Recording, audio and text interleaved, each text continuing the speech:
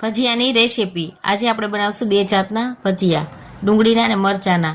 મરચાં લઈ લીધા છે, ચણાનો લોટ નાખ્યો છે, એમાં નાખશું આપણે ચટણી, ધાણા જીરું, થોડીક હળદર અને મીઠું અને લીંબુનો રસ અને પાણી નાખીને આપણે એને મસ્ત રીતે બનાવી લેશું. હવે લેશું એક પેનમાં ડુંગળી, એમાં નાખશું ચણાનો લોટ, પછી નાખશું હળદર, થોડીક ચટણી, થોડુંક ધાણા જીરું અને થોડો લીંબુનો રસ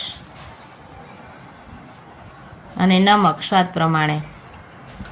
થોડીક વાર ચલાવી લેશું એને આપણે વ્યવસ્થિત. થોડું થોડું પાણી નાખીને લોટ બાંધવાનો છે, બહુ આછો લોટ નથી કરવાનો. એક પેનમાં તેલ લઈ લઈશું અને આપણે એમાં ભજીયા મરચાંના ઉતારશું. પહેલાં જો ગાઈઝ મરચાં મસ્ત થઈ ગયા છે મરચાંના. હવે આપણે ડુંગળીના કરશું. જો ગાઈઝ કેવા મસ્ત ડુંગળીના ક્રિસ્પી બન્યા છે.